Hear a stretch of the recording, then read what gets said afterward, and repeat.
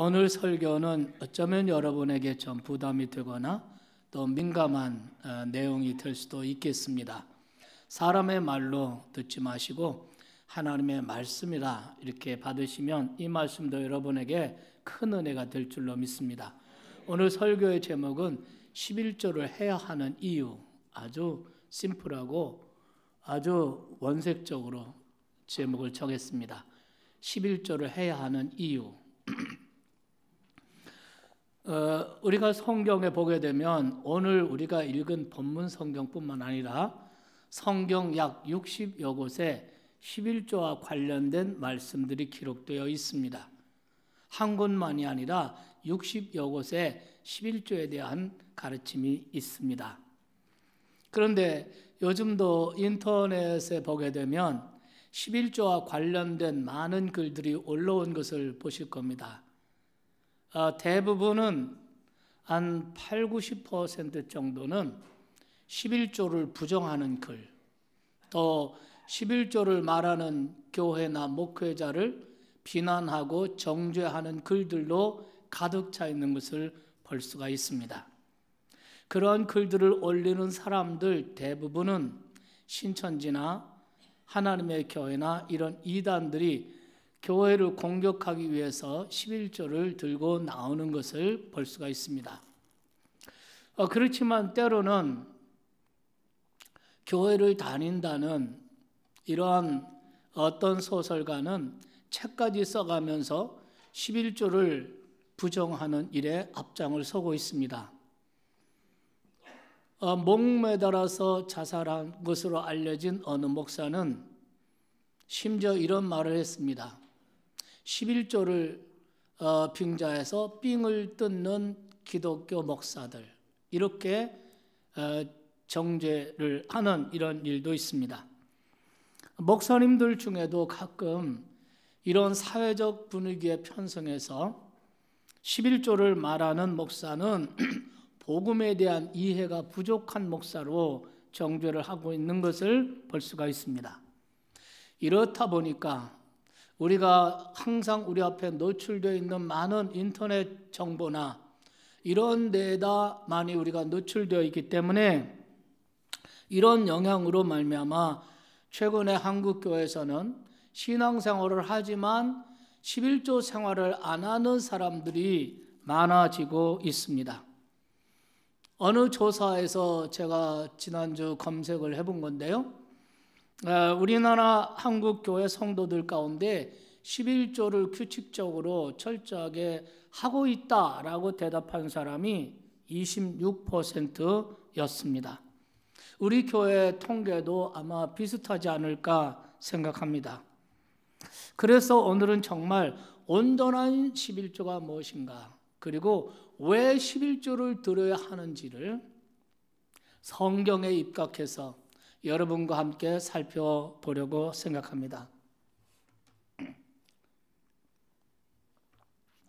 먼저 생각해 보고 싶은 것은 사람들이 왜 11조를 부정하느냐 하는 것입니다. 거기에는 그만한 이유가 다 있지 않겠습니까? 제가 조사해 보니까 약 5가지 정도의 이유를 가지고 11조를 부정합니다. 그런데 그 가운데 가장 대표적인 이유가 2가지 있습니다. 첫째는 11조는 구약의 율법으로 해석을 하는 것입니다. 그래서 예수님이 이 땅에 오셔서 십자가의 죽으심으로 말미암아 율법을 폐하셨기 때문에 신약 성도들은 더 이상 구약의 율법인 11조를 지킬 의무가 없다라고 주장을 하는 것입니다. 정말 그럴까요? 11조가 정말 율법일까요? 그리고 예수님이 오심으로 말미암아 11조도 폐하여진 것일까요?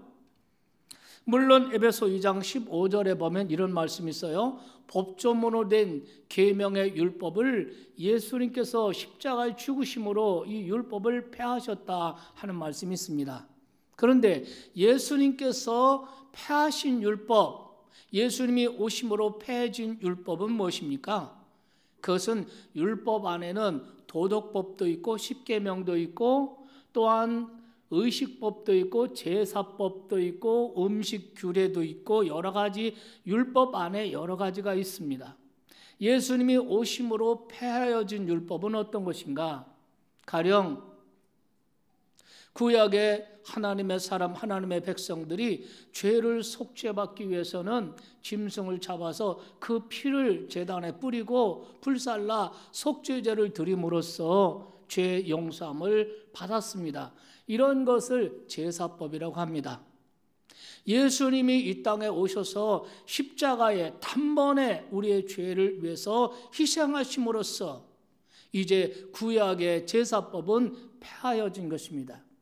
우리는 다시는 죄 사함을 받기 위해서 양이나 송아지를 잡아서 피로 하나님 앞에 제사를 드릴 필요가 없게 됐습니다. 그것은 하나의 그림자였고 실제로 우리의 죄를 위해서 피 흘리고 희생하실 실체이신 예수 그리스도께서 십자가에서 단번에 드린 제사로 말미암아 제사법은 폐하여진 줄 믿으시기 바랍니다.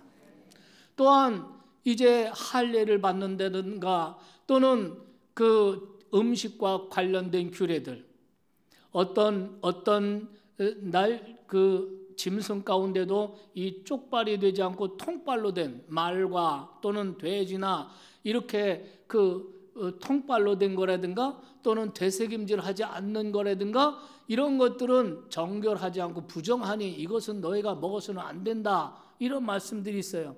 이런 음식과 관련된 규례들 또는 제사법, 할례 이런 것은 예수님이 이 땅에 오심으로 말미암아 다 폐해진 줄 믿습니다. 그러나 여러분, 율법 안에 도덕법이 있습니다. 그 중에 또 십계명도 있습니다. 예를 들어서 살인하지 말라, 간음하지 말라, 도둑질하지 말라, 내 이웃의 것을 탐내지 말라, 이런 법도 다 폐하여진 것입니까? 그렇지가 않습니다. 이 도덕법은 그대로 살아 있습니다. 신약 시대인 지금도 간음하지 말아야 합니다. 도둑질하지 말아야 합니다. 부모를 공경해야 합니다. 지금도 11조는 지켜져야 하는 줄 믿으시면 아멘 합시다.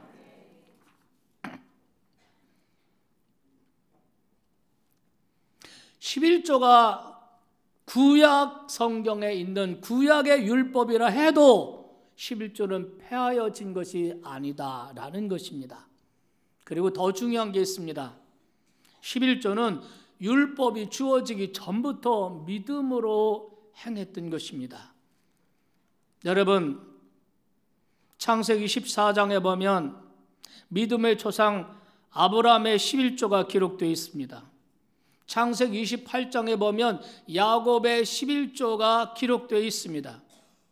이것은 다 율법이 주어지기 전에, 모세 시대 성문화된 율법이 주어지기 이전에 믿음의 사람들이 자원함으로 11조를 드린 것입니다. 그러니까 11조는 율법 이전 시대에도, 율법 시대에도, 그리고 율법 이후 시대에도 하나님께서 믿음의 사람들을 통하여 11조를 받으신 줄 믿으시기 바랍니다. 그러므로 11조는 단순히 율법이 아니라 율법을 초월하여 하나님의 백성들에게 하나님께서 요구하시는 것입니다. 그래서 지금도 11조는 지켜져야 한다라는 것입니다. 두 번째는 11조를 부정하는 이유, 두 번째로는 예수님이 11조를 직접 가르치신 적이 없다고 그 주장을 합니다. 정말 그럴까요? 여러분, 우리가 복음서를 읽어보면 마태 23장 23절에 보면 예수님께서 11조를 제대로 가르치시는 모습을 볼 수가 있습니다. 화 있을진저 외식하는 서기관과 바리새인들이여, 너희가 박하와 회당과 근처의 11조는 들이되 율법에 더 중한 바 정의와 긍휼과 믿음을 버렸도다. 그러나 이것도 행하고 저것도 버리지 말아야 할지니라. 여러분, 예수님께서 그 당시 바리새인 서기관들의 외식적인 11조에 대해서 주님이 책망하신 것입니다. 그리고 제대로 된 11조를 하라고 가르치신 것입니다. 여기 말씀 보면은 그들이 얼마나 철저하게 11조를 드렸습니까? 박하와 근채와 회양의 11조를 드렸다는 것입니다. 양이나 소나 이런 11조는 물론이고 곡식이나 과일이나 이런 농산물의 11조는 물론이고 정말 기호식품인 정말 많이 재배하지 않는 기호식품인 이러한 그 소소한 것까지도 다 11조를 철저하게 드리고 있었던 것을 말합니다. 그런데 주님께서는 그러한 11조에 대해서 그들의 11조에 대해서 주님은 책망하신 것입니다. 물질을 11조만 드리면 다 드렸다. 나는 율법을 지키고 11조를 드렸다. 이렇게 자만하고 자랑하는 이런 모습으로 드리지 말라는 것입니다. 그래서 예수님께서는 말씀하시기를 너희가 율법에 더 충한 바 정의와 긍휼과 믿음을 버렸다라고 책망하신 것입니다. 무슨 말입니까? 그들은 가난한 사람, 고아, 과부, 그들을 착취하고 억압하고 그들의 눈에서 눈물을 흘리게 만들면서 11조는 철저하게 하나님께 드리면서 자기 의를 과시하고 자랑하고 살고 있었다는 것입니다.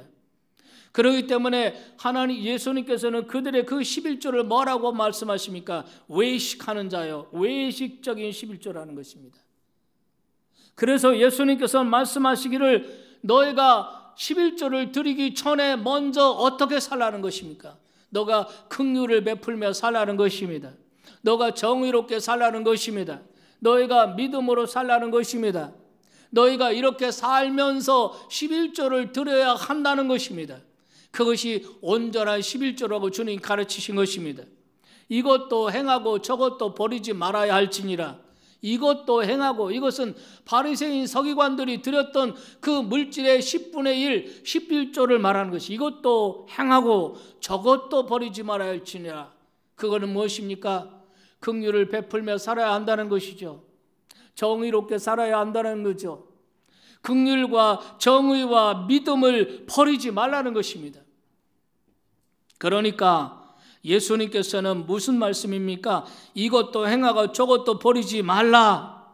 예수님은 그 당시에 11조를 인정하셨을 뿐만 아니라 11조가 외식적인 11조가 되지 아니하고 긍휼을 베풀며 가난한 자를 긍휼히 여기며 선을 행하며 이렇게 온전한 11조를 드리라고 가르친 것입니다. 서기관과 바리새인들의 외식적인 11조를 대해서 책망하시면서 자기 제자들에게 말씀하시는 것입니다. 너희들은 이것도 행하고 저것도 버리지 말아야 할지니라. 예수님께서는 당신 제자들에게 제대로 된 11조를 하라고 예수님께서 가르친 것입니다. 그러므로 여러분, 우리는 성경을 가지고 11조를 부정할 수가 없습니다. 오늘 본문 10절 말씀에 보겠습니다. 만군의 여호와가 이르노라. 11조를 요구하시는 11조를 명하시는 이 하나님이 어떤 하나님이심을 말합니다. 만군의 여호와가 말한다. 너희의 온전한 11조를 창고에 들여 나의 집에 양식이 있게 하라 이렇게 말씀하십니다. 여기 보면 온전한 11조를 드리라는 거죠. 여러분 11조가 뭔지 여러분 다 아시죠? 레위기서 27장 30절 32절 말씀에 보면은 그 땅의 10분의 1 땅의 곡식이나 나무의 열매나 10분의 1 그것은 여호와의 것이니 여호와께 성물이라.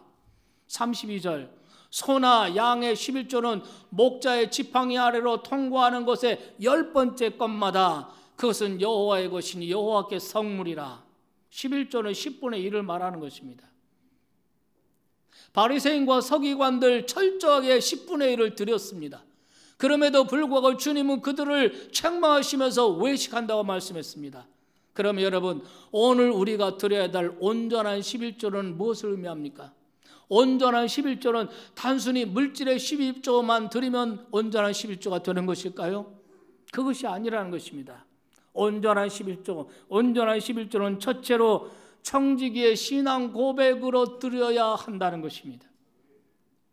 여러분 우리가 이 세상에 올 때 우리는 아무것도 가지고 온 것이 없습니다.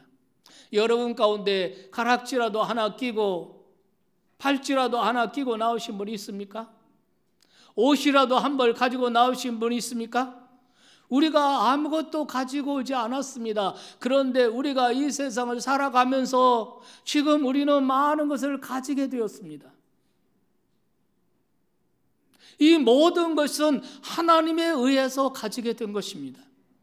내가 수고하고 내가 땀 흘리고 내가 노력해서 가지게 되었다 할지라도 그렇게 노력하고 땀 흘려 일할 수 있도록 하나님 우리에게 생명 주시고 건강 주시고 시간 주시고 재능 주시고 일거리 주시고 우리에게 직업 주시고 그래서 얻은 것이기 때문에 우리가 얻은 모든 것은 하나님께로부터 온 것입니다. 하나님의 소유권을 인정하라는 것입니다.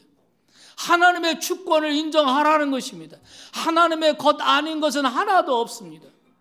내 생명까지도 내 것이 아닙니다. 시간도 내 것이 아닙니다. 모든 것이 하나님의 것입니다. 하나님의 주권을 인정하라는 것입니다. 그럼 나는 무엇입니까? 하나님의 것을 하나님의 뜻대로 잘 관리하는 청직이라는 것입니다. 여러분, 온전한 11조가 뭡니까? 하나님이 주인이시며 하나님만이 주권자이시며 이 모든 것은 내 생명까지도 하나님의 소유이며 나는 다만 관리자 청직일 뿐입니다 라는 신앙 고백으로 드려야 그 11조가 온전한 11조가 된다는 것입니다. 따라서 하나님께서 11조를 요구하시는 하나님 아버지의 마음은 우리에게서 돈을 요구하고 물질을 요구하시는 것이 아니라 우리의 신앙 고백을 요구하시는 것입니다. 너는 정말 하나님의 주권을 인정하며 사느냐? 내 생명까지도, 내가 가진 재물, 내 자녀, 내 기업, 모든 것이 하나님의 것이며 하나님의 주권임을 너가 인정하느냐? 그것이 바로 11조라는 거죠.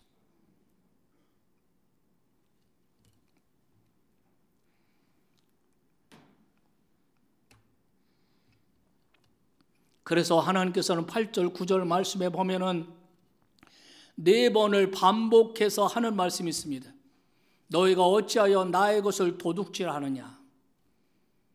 여러분, 나의 것을 도둑질하느냐 누가 할 수 있는 말입니까?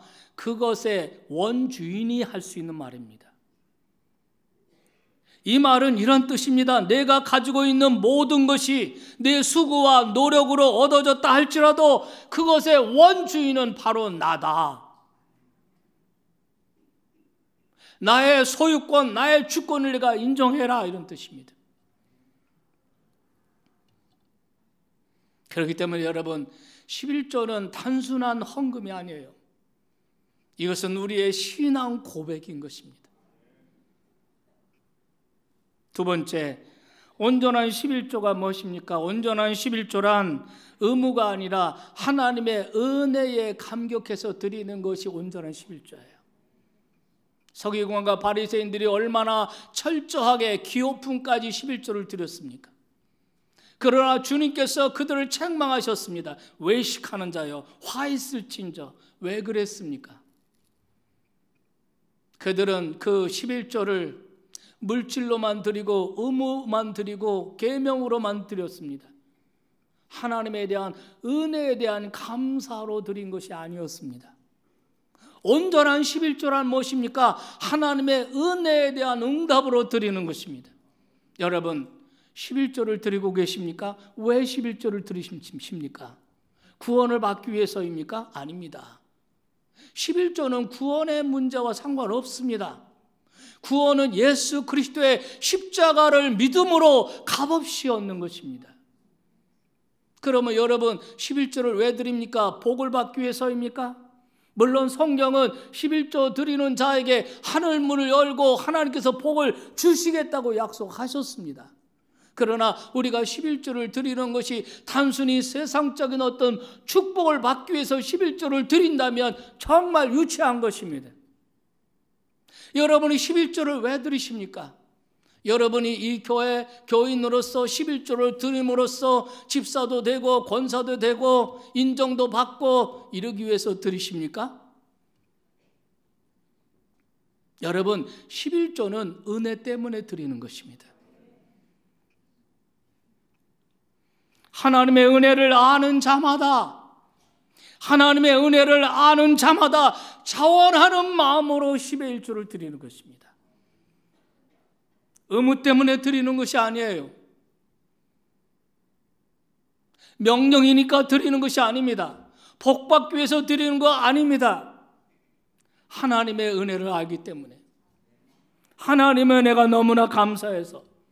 여러분, 솔직히 여러분과 나는 하나님께서 나와 여러분을 지옥에 쳐넣어도 우리는 한마디도 항변할 자격이 없는 완벽한 죄인이었습니다.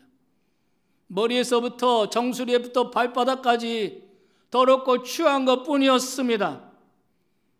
그런데 하나님이 무조건적으로 여러분과 나를 사랑하셔서 하나밖에 없는 독생자를 내 대신 십자가에 피 흘려 죽게 하시고 그 피값으로 저와 여러분을 구속하여 주셨습니다. 하나님의 자녀의 신분으로 우리를 올려주셨습니다. 하나님의 생명, 영생을 우리에게 주셨습니다. 여러분, 이 은혜를 아는 사람은 자원해서 하나님께 11조를 드리는 것입니다. 은혜 때문에, 은혜를 알기 때문에. 11조를 부정하는 사람들이 이런 말을 많이 합니다. 초대교회 성도들이 11조 했다는 기록이 없다라고 하면서 11조를 부정합니다. 그런데 여러분 아십니까? 하나님의 은혜를 누구보다도 잘 알고 있던 초대교회 성도들은 11조뿐만 아니라 11조를 능가하는 헌금을 드렸다는 사실 말이죠. 마게도니아 교회가 이방 교회로서 많은 핍박과 박해를 받았지만 성경에 보면은 그들이 가난과 환난 가운데서도 풍성한 연보를 드렸다. 그들은 자기 힘대로뿐만 아니라 힘에 지나도록 연보를 드렸다. 이런 기록들이 고린도서에 기록되어 있습니다. 그리고 바울은 이렇게 말합니다. 그들이 그렇게 힘에 지나도록 헌금할 수 있었고 11조를 능가하는 헌금을 가난하고 환난과 박해 가운데서도 풍성하게 드릴 수 있었던 이유가 무엇이냐? 은혜 때문이었다는 것입니다.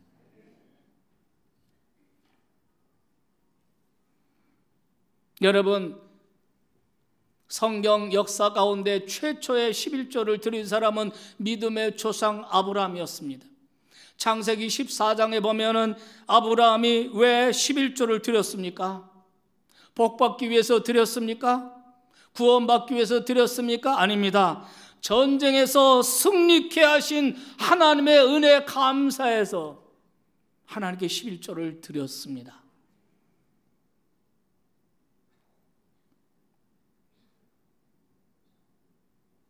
아브라함이 11조를 드렸던 사람은 성경 창세기 14장을 보니까 살레망 멜기세덱이라고 했습니다. 이 살레망 멜기세덱은 바로 예수 그리스도의 모형인 것입니다. 11조를 드렸습니다. 왜 야곱이 11조를 드리겠다고 서원하고 있습니까? 자신을 만나주신 하나님, 그 밤중에 그 광야에서 외롭게 미래에 대한 불안감으로 잠들어 있는 야곱을 주님이 환상 가운데 나타나 주셨습니다. 나는 내 조부 아브라함의 하나님, 내 아비 이삭의 하나님, 그리고 나는 너의 하나님이다.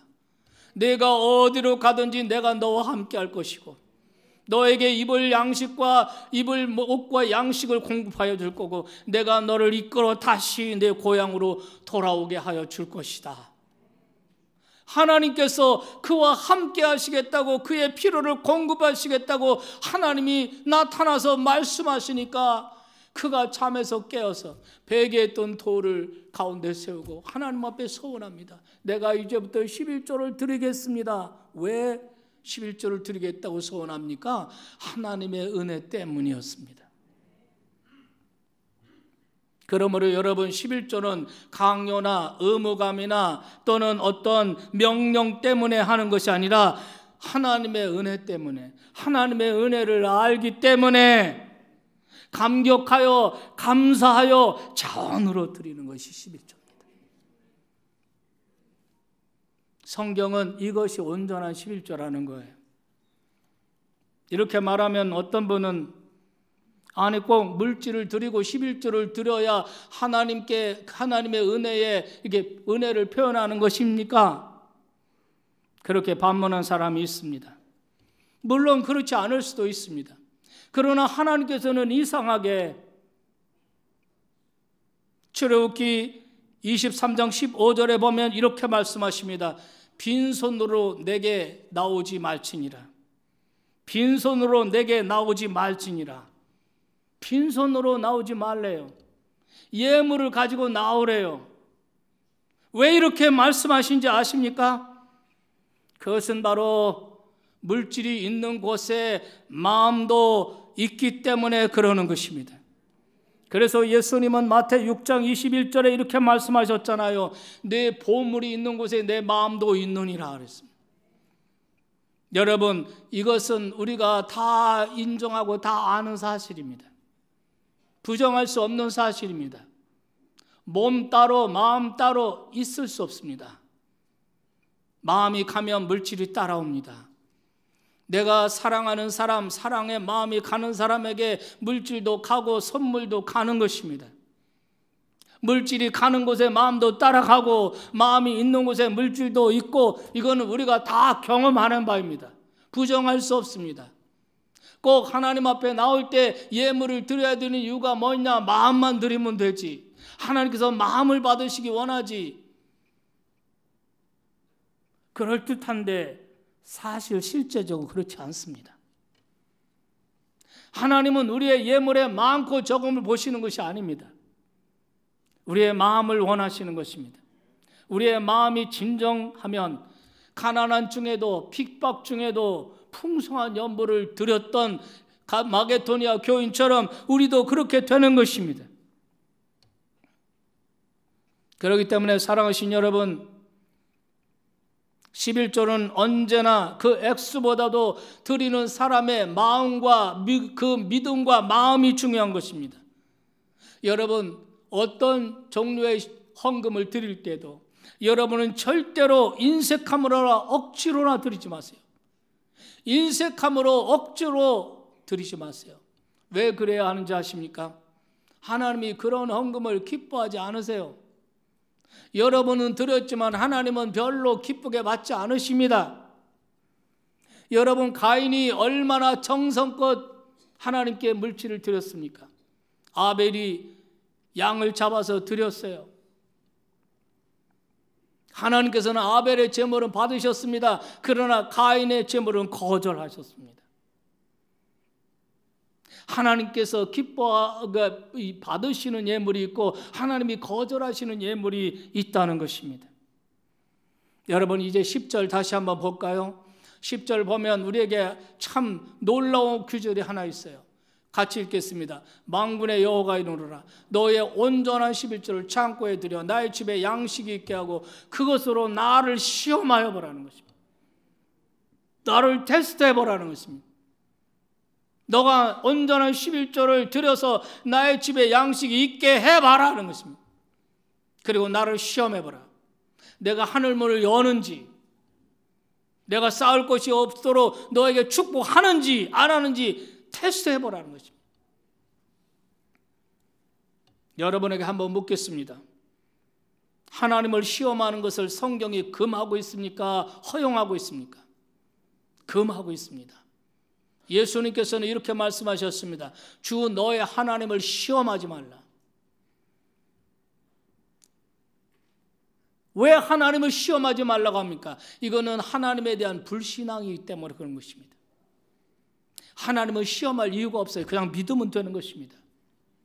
그런데 오늘 본문 성경에 오직 유일하게 한 군데 오늘 본문에 하나님께서 선지자를 시켜서 말씀하신 것도 아니라 하나님이 직접 말씀하십니다. 나를 시험하여 봐라. 내가 온전한 11조를 드리면 내가 하늘문을 열고 복을 쌓을 곳이 없도록 내가 붙지 아니하나 시험하여 봐라. 왜 다른 곳에서는 시험하지 말라고 해놓고 이 구절에서 11조와 관련해서 시험해 보라고 합니까? 그것은 그만큼 물질을 입고 있는, 육신을 입고 있는 인간이 11조를 드리기가 그만큼 어렵다는 것입니다. 여러분, 타락한 인간은 물질에 매어 달려 살고 있습니다. 정말 돈이 우상입니다. 돈이 최고입니다. 돈 없으면 죽습니다. 이런 생각을 가지고 있습니다. 돈이 있어야 사람답게 살 수 있고, 돈이 있어야 떵떵거리고, 돈이 있어야 행복하고, 돈이 있어야 전부 다 이런 생각으로 가득 차 있기 때문에 10분의 1을 드린다는 것이 그렇게 힘든 것입니다. 우리의 창조주신 하나님께서는 인간의 연약함을 아시고 하나님께서 이 부분에 대해서 이렇게 말씀하십니다. 나를 시험하여 봐라. 내가 하늘문을 여는지, 내가 너에게 복을 쌓아주는지 안 주는지 시험하여 보라, 이렇게 말씀하신 것입니다. 사랑하신 여러분, 지금 우리 가운데 11조를 마음은 있어도 드리지 못하는 분이 이곳에 많이 계실 겁니다. 언젠간 내가 11조를 드려야 될 텐데 그러면서도 11조를 못 드리는 분들이 많이 계실 것입니다. 왜 그럴까요? 왜 11조에 대해서 아는데? 어떤 사람은 그게 율법이니까 지금 신약시대에 필요 없다 이렇게 합리화하기도 하고, 뭐 여러 가지 방법으로 11조를 부정하는 사람도 있지만, 여기 있는 대부분은 11조 하나님의 말씀이고 하나님의 요구라는 거 아실 겁니다. 그럼에도 그것을 드리지 못하는 이유가 무엇일까요? 저는 두 가지가 있다고 생각합니다. 첫째는 인간적인 계산 때문입니다. 인간적으로 계산해 보니까 11조를 드리면 드린 만큼 모자라고, 드린 만큼 사라지고, 드린 만큼 손해가 본다, 이런 생각 때문에 그렇습니다. 여러분, 수입이 100만 원인데 그 중에 10분의 1, 11조 10만 원을 드리면 내 수중에 90만 원밖에 안 남아요. 10만 원 없어진 겁니다. 사라진 겁니다. 10만 원 손해난 것입니다. 이런 생각이 드는 겁니다. 바로 이러한 인간적 계산 때문에 11조를 알지만 그것을 드리지 못하는 것입니다. 액수가 적을 때는 그래도 괜찮아요. 그러나 액수가 점점 늘어나서 수입이 많아져서 11조를 100만 원을 해야 되기도 하고 1000만 원을 해야 되고 이럴 때는 정말 힘듭니다. 열심히 11조를 하는 사람도 가끔씩은 유혹이 오고 흔들리기도 합니다. 이런 인간적인 계산 때문에 11조를 드리면 드린 만큼 없어지고, 드린 만큼 모자르고, 드린 만큼 손해난다, 이런 생각입니다. 그런데 하나님의 말씀, 진리, 하나님은 뭐라고 말씀하십니까? 온전한 11조를 드리면 내가 하늘문을 열고 내가 쌀 곳이 없도록 너에게 축복하겠다고 말씀하십니다. 믿으시면 아멘 합시다.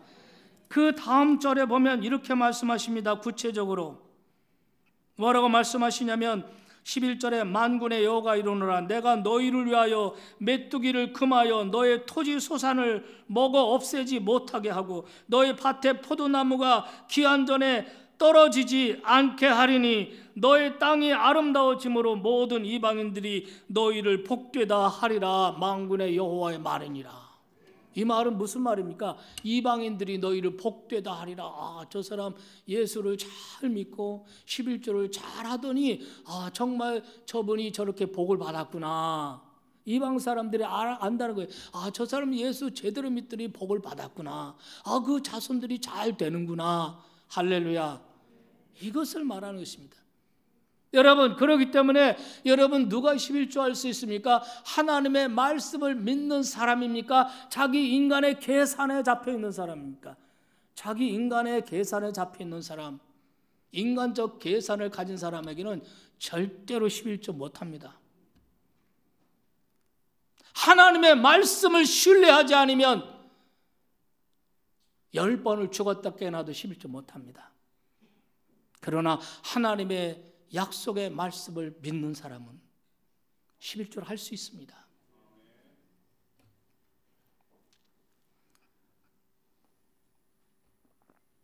그런데 여러분, 이런 인간적 계산도 계산이지만 11조를 알면서도 못하는 더 근본적인 이유가 있습니다. 그것은 탐심 때문이라는 것입니다. 인간의 타락한 본성에는 탐심이라는 게 존재하고 있습니다. 아무리 많은 것을 가져도 만족을 모릅니다. 더 많은 것을 누리고 싶고 더 많은 것을 가지고 싶어 합니다. 여러분, 인생이 이 탐심에 사로잡히면 이 사람은 정말 불행하고 비참하게 됩니다. 의 좋은 형제들도 부모님 유산 때문에, 그 탐심 때문에 등을 지고 고소 고발하고 난리가 일어나는 경우가 있지 않습니까? 탐심이 인생을 지배하면 우리 인간은 그때부터 불행해지는 것입니다. 여러분, 우리 돈이 뭡니까? 많은 교회 돈은 하나의 물질로 생각합니다. 맞습니다. 돈은 물질입니다. 물질에 불과합니다. 그런데 여러분, 인간에게, 탐심에 사로잡힌 인간에게는 돈이 그냥 물질이 아닙니다. 돈은 그에게 영적인 것이 되었습니다. 돈은 경배의 대상이 되고 돈은 사랑의 대상이 되었습니다. 그래서 여러분, 야고보서에 보면 이렇게 말합니다. 돈을 사랑하지 말라. 돈을 사랑하지 말라. 돈을 사랑함이 일만하게 뿌리가 되나니. 많은 사람들이 돈을 사랑함으로 믿음에서 떠났느니라. 골로새서 3장 5절 말씀에 보면은 바울께서 이렇게 말해요. 탐심은 곧 우상숭배니라. 탐심, 그것이 곧, 탐심이라는 것은 바로 물질을 그냥 하나의 물질로 보지 않고 그것을 사랑의 대상으로, 숭배의 대상으로, 섬김의 대상으로 간다는 것입니다. 이것은 인간 속에 있는 탐심 때문에.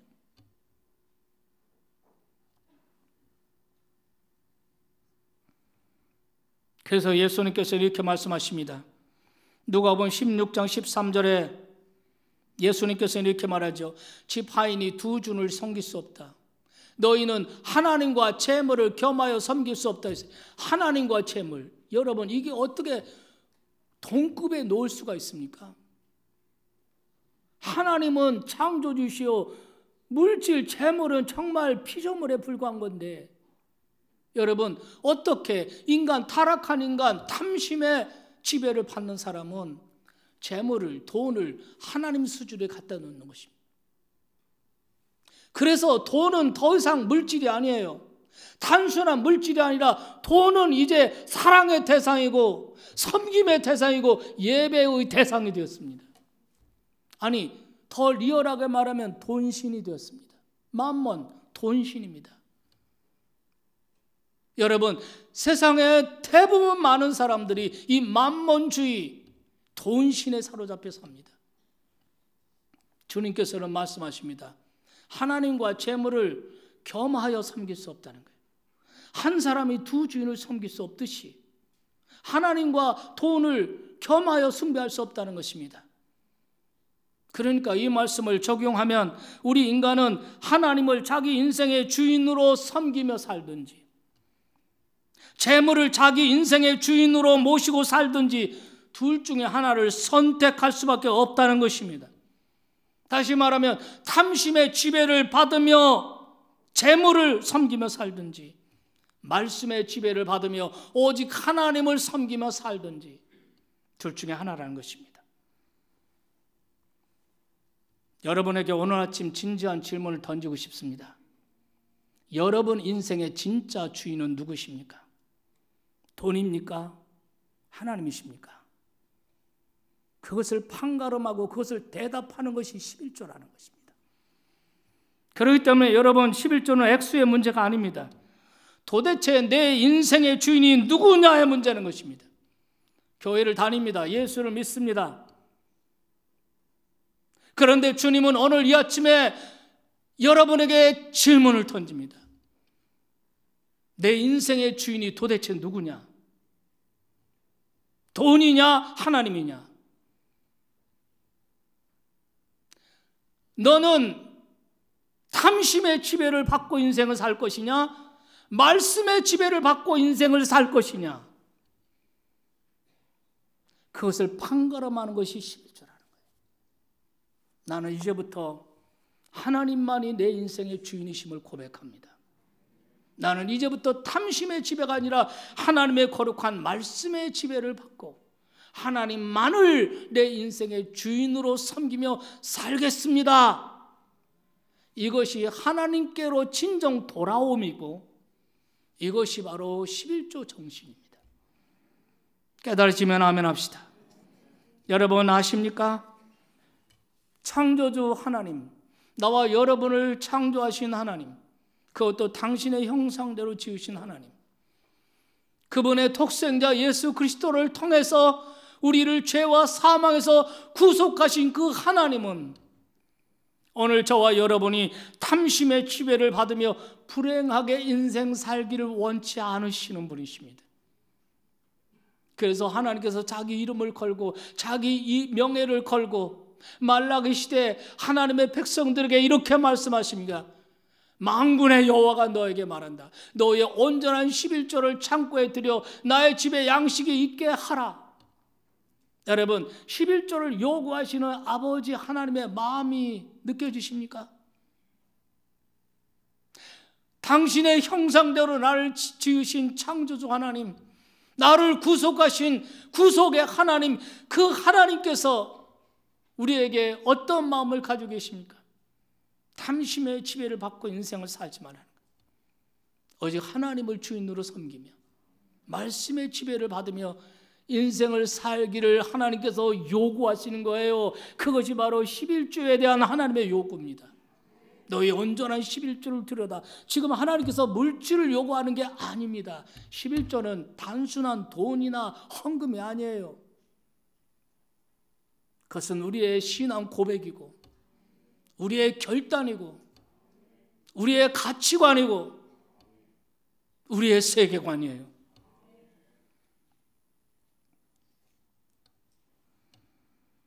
저는 이번에 11조 설교를 준비하면서 아버지의 마음을 다시 느끼게 됐습니다.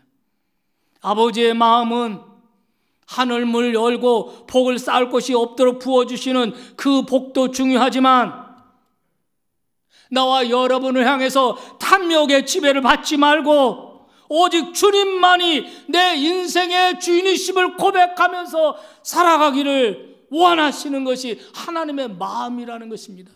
나는 오늘 아침 여러분이 이 아버지의 마음을 깨달을 수 있기를 바랍니다.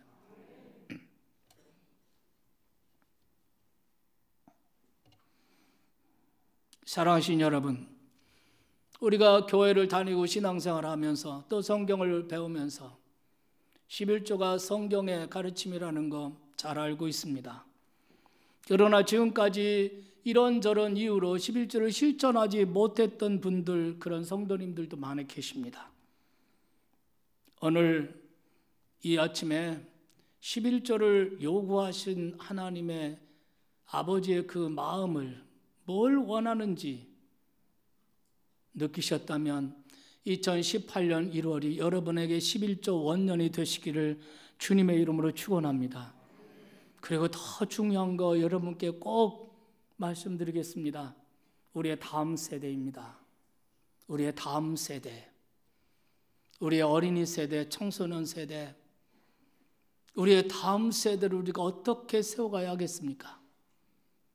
탐심의 지배를 받는 인생, 만몬주의 인생, 물질주의 인생, 배금주의 인생, 이런 모습으로 우리 아이들 키워가서야 되겠습니까? 탐심의 지배를 벗어나서 말씀의 지배를 받는 뉴 제너레이션, 새로운 세대, 말씀의 지배를 받으며 오직 하나님만을 인생의 주인으로 섬기며 살아가는 이런 우리의 다음 세대로 세우기 위해서 우리는 지금부터 자녀들의 11조 생활을 가르쳐야 됩니다. 잘 배워가게 하고 잘 훈련하고 또 점검하고 때로는 칭찬하고 격려해주고, 믿으십니까? 잘 훈련을 시키셔야 돼요. 그래서 내 인생의 주인은 하나님이시다, 하나님의 주권을 인정하고 청지기 신앙을 고백하면서 살아가는 우리의 다음 세대로 세워가는 일에 여러분이 관심 갖고 시작하시기를 주님의 이름으로 축원합니다.